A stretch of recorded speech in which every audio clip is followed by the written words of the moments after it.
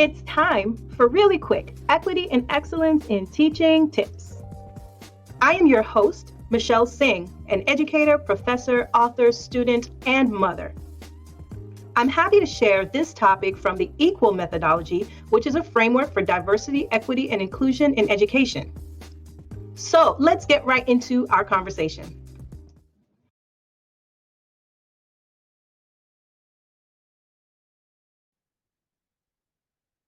Imagine a world where every student feels valued and respected regardless of their race. A world where educators are working tirelessly to dismantle systems of oppression and provide equal opportunities for all. This is the world of anti-racist teaching. As someone who's both a former teacher and an expert in gifted education, I've seen firsthand the impacts of racism in our school system. For example, you may have heard that Black students are often underrepresented in gifted programs and overrepresented in special education programs. This is just one example of how systemic racism can affect a student's educational opportunities and their outcomes. When I taught, I saw this firsthand, and even my own daughter experienced it in her gifted programs that she was part of. But the good news is, by understanding the history of racism in education and the ways that it still shows up today in education, we can work towards creating more equitable and inclusive schools for all of our students. As a teacher of the gifted, I was privileged to provide opportunities for learning that went beyond the traditional curriculum. My students had access to community experts and diverse texts and hands-on collaborative activities that utilize technology. I was grateful to see my own daughter benefit from such opportunities by participating in programs like Odyssey of the Mind, and she was even introduced to STEM and entrepreneurship at a young age. However, I was aware that these opportunities were not equally available to all students, particularly students of color. So I took my expertise in gifted ed and I applied the strategies that I had learned. I applied them to all of my classes and with all of my students, not just the gifted students in the gifted classes. And this was my way of making sure that every student, especially students of color, had access to quality education. Through service learning projects, for example, all of my students were exposed to hands-on real-world learning experiences. And this is what anti-racist teaching is about. It's about advocating for and working to change the systems that limit access to quality education for students of color.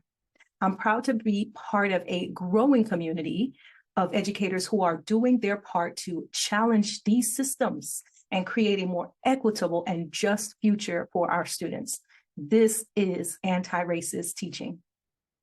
Anti-racist teaching is all about making sure every student feels seen and heard, no matter their race. It's about creating a welcoming classroom where all students feel valued and included. And it's about taking a hard look at how racism affects everything from what we teach to how we teach it, and making changes to make sure we're doing our best for every student, because, well, the truth is racism is embedded in our curriculum, our traditional curriculum, in our teaching practices, and in our school culture.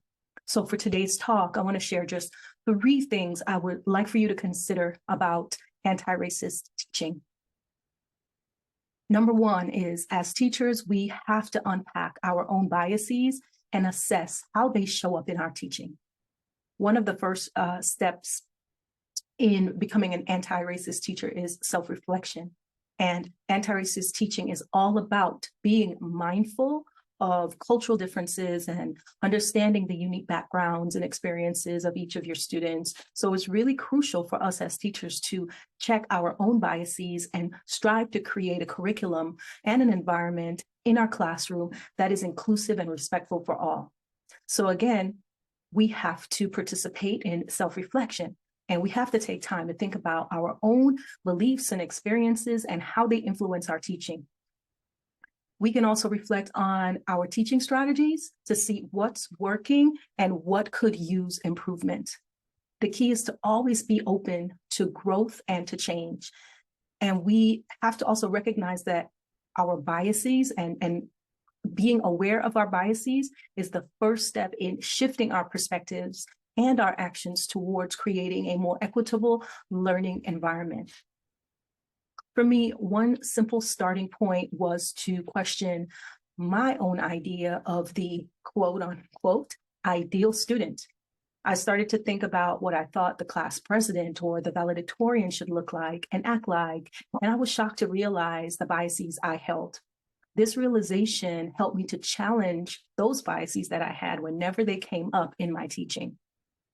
So it's crucial for us as educators to reflect on our own biases and make sure that we're creating a welcoming and a respectful environment for our students. And it starts with us being aware and taking steps toward creating that equitable environment. So I want to share 2 reflective prompts for you to consider to unpack your biases that you may hold. And these are from the Center for Teaching and Learning at Columbia University. So the first prompt says, what identities do you bring to the classroom and how might these impact your learners? Number 2 says, what biases do you hold, unconscious or not, and how can you identify these in your classroom? So now that we've talked a bit about unpacking our biases, let's jump into our second topic, which relates to our teaching. Number 2, is related to our teaching. So as teachers, we should not just teach the standards or just teach the content. We must supplement, we must expand, we must enrich, we must substitute, we must include, we must modify the content and the activities. Anti-racism in the classroom is all about making sure everyone feels seen and heard. And that means diversifying the curriculum so that voices and perspectives that have been historically marginalized or underrepresented are now represented. So think about this. When students see themselves reflected in the stories and the ideas being taught, they feel more connected to what they are learning. That's why it's so important to incorporate diverse reading materials, authors, and perspectives. It really helps to broaden students' views and break down stereotypes and create a more inclusive learning environment for everyone.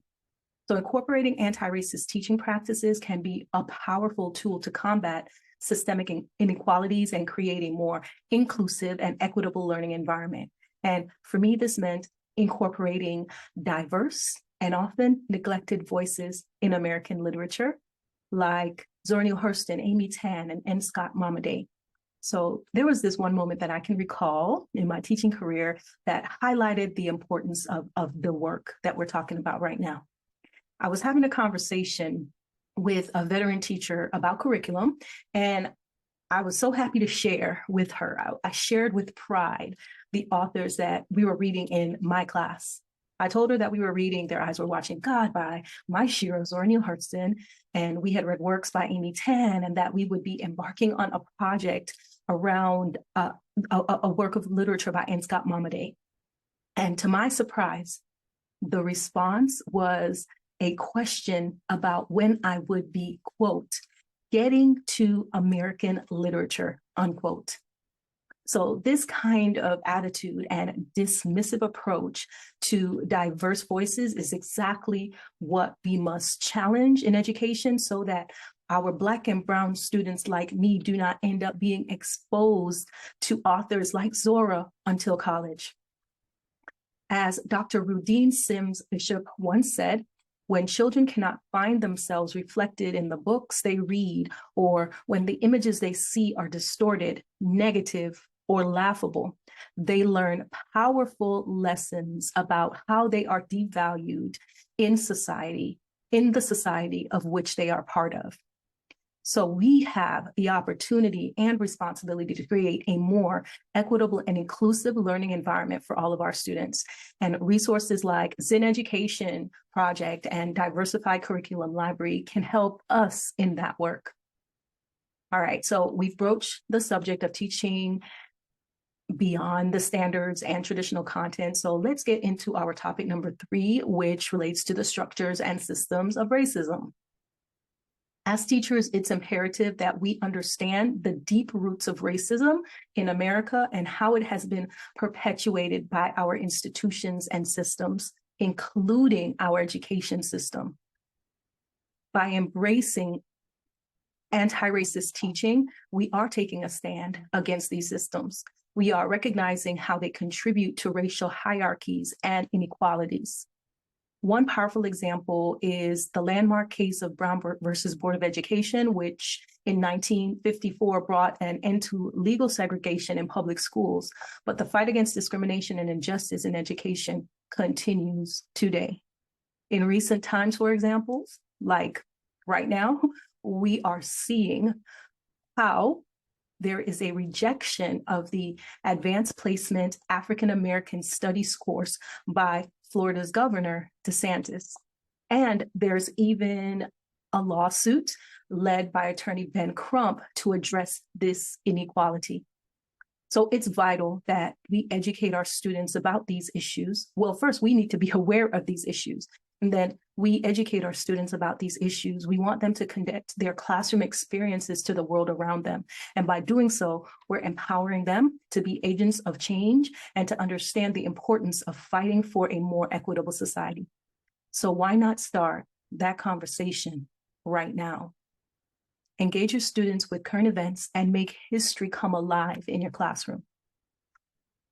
All right, folks, we are at the end of our discussion about anti-racist teaching, and 3 tips that we reviewed were, number 1, to unpack and assess your own biases. Number 2 is don't just teach the standards or the content. And number 3 is to acknowledge and to recognize and to learn about racist principles in the US.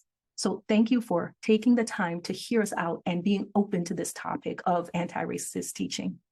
I'd like to share this one last thing before leaving, and it's from Jamila Pitts in Learning for Justice. And she says, anti-racist work in all schools is essential. It is the exercise of hope, the practice of undoing and dismantling systems of oppression, the practice of freedom and of truth-telling. Anti-racist work is the practice of healing and of restoring. It is a practice of love. Anti-racism in education is not just a task to be accomplished. It's a journey to embark on. And as teachers, we have the power to make a difference in the lives of our students and to help create a more just and equitable society. The work of anti-racism is the practice of hope, the unraveling of oppressive systems, and the promotion of truth and freedom. It is a labor of love and a path towards healing. But it's not enough to simply talk about anti-racism.